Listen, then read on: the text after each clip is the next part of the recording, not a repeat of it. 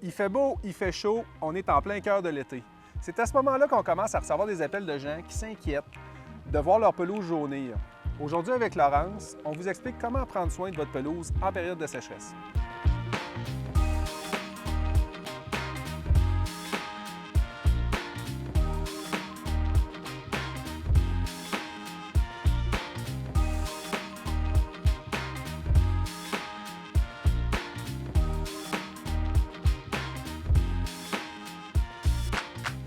Presque à chaque année, en juillet et en août, le Québec connaît une période de grande chaleur qui est accompagnée d'absence de précipitations.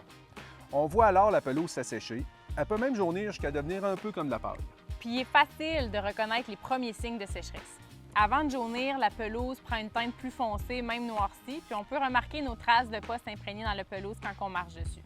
C'est quand on observe ce noircissement-là dont tu parles, Laurence, qu'il faut prendre des précautions qui sont importantes pour aider la pelouse à passer au travers des sécheresses de l'été. Tout d'abord, il faut éviter de tondre votre pelouse.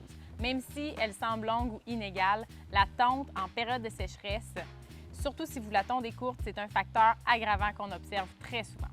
Tu as tout à fait raison, Laurence. La tonte trop rase, c'est la cause la plus courante des problèmes qu'on observe chez nos clients durant un été. Si ce n'est pas déjà fait, je vous conseille fortement d'ajuster la lame de votre tondeuse au maximum de sa capacité, au moins à 3 pouces de hauteur. Et comme tu l'as dit, d'éviter de tondre en période de sécheresse s'il n'y a pas d'eau. Il faut savoir que l'assèchement de la pelouse durant une canicule n'annonce pas nécessairement sa mort. Il ne faut pas s'inquiéter, le gazon entre simplement dans un stade de dormance. Exactement, la dormance est un état latent de la pelouse qui lui permet de survivre. La plante garde alors l'eau et ses nutriments disponibles pour nourrir son système racinaire, au détriment de sa partie aérienne de ses feuilles. C'est ça qui donne au brin d'herbe l'apparence asséchée. En général, une pelouse en santé peut rester en dormance pendant 6 semaines sans problème. Toutefois, c'est sûr que si on voit la canicule s'étirer, c'est possible qu'il y ait de la mortalité, mais c'est extrêmement rare qu'on voit ça au Québec. Effectivement. Puis si jamais il devient nécessaire d'arroser sa pelouse, il y a quelques principes importants à respecter pour éviter le gaspillage d'eau. De 1, de respecter votre réglementation municipale.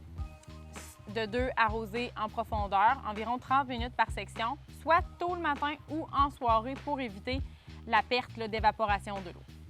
Et une autre façon simple d'augmenter la résistance de votre pelouse à la sécheresse, c'est de procéder à un sursemis annuel avec des semences qui comprennent différentes variétés de graminées. Des variétés comme les fétuques, les raies gras, les pâturins, ce qui fait que ça va augmenter la biodiversité du gazon. C'est important de faire le sursemis en période propice, c'est-à-dire au printemps ou à l'automne. On prend nos semences et on les répartit à la volée dans les plaques, mais on peut en mettre aussi partout à la grandeur du terrain. C'est toujours bien d'augmenter la diversité du gazon.